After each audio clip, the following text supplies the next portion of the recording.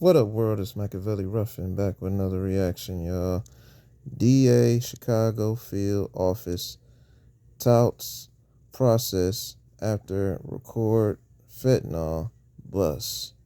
If you're new to the channel, don't forget to hit that subscribe bell. Man, this is in Chirac, y'all. Thug life.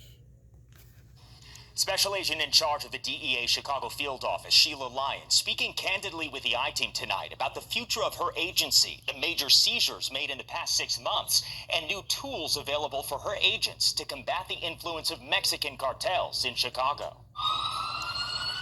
Vehicles engulfed in flames. Violence perpetrated, according to federal authorities, by vicious Mexican cartels, motivated only by money. They don't care about who dies, they don't care about who's poisoned, and they don't care about who overdoses. That potential for bloodshed spilling across the border and into Chicago communities. They will just continue to push and produce, and manufacture and distribute as long as there's a market. Special Agent in charge of the DEA Chicago field office, Sheila Lyons, says in the seemingly never-ending illicit drug crisis, some progress has been made. 1.6 million deadly fentanyl pills seized in the first half of this year in the Midwest region. That's more than twice the number of fentanyl pills seized in all of last year. They don't have to follow any rules, and every idea they come up with, they don't have to worry about budget, and they don't have to worry about the law.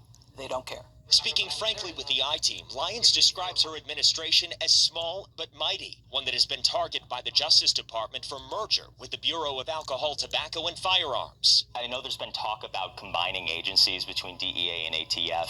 Nothing is insurmountable, but in terms of merging federal agencies for the betterment of productivity and funding, et cetera, that's something that is being socialized at the Department of Justice, and so I have to leave it to those who know a lot more about it than me. For now, the battle against cartel influence rages on in Chicago, as we await a plea deal Friday from Ovidio Guzman Lopez, a former Mexican drug lord of the Sinaloa cartel and El Chapo's son. The Midwest region, according to the DEA, is a major hub for cartels distributing drugs across the country. In terms of cartels being designated as terrorist organizations, does that open up a toolbox for you and your team to do more? It broadens the amount of information that we will now be able to share and pull in for actionable items. But as DEA agents continue their training for battle on Chicago streets, the cocktail of pharmaceuticals flooding the market gets murkier.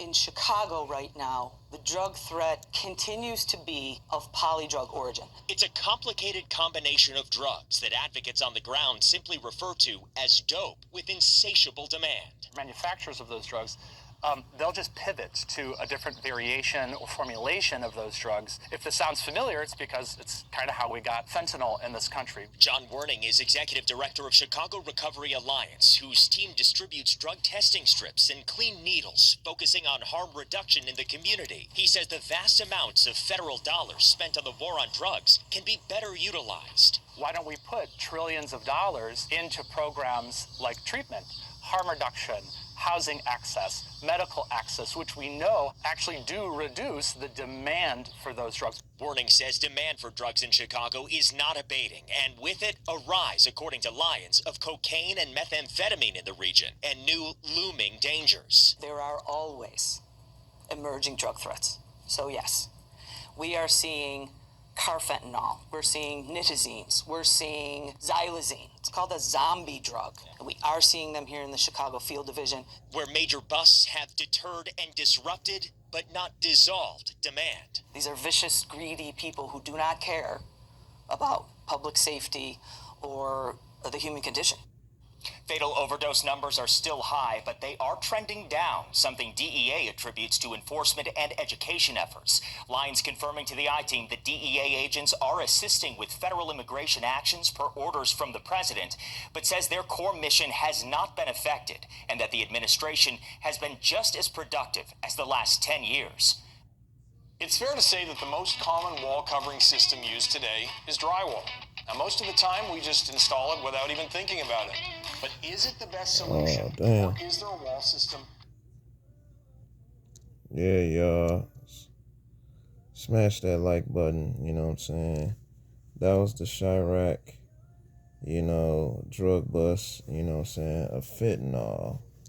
So yeah, y'all, man, that shit crazy, man. Man, that's a lot of dope, y'all. Like, wow. Man, they not playing in Chirac, man. Man. And they got El Chapo's son. Woo. Man, they really catching them, I mean, y'all let me know y'all thoughts below on what y'all think about that drug bust in Chirac. But other than that, y'all know what it is. Be safe, stay dangerous, stay blessed.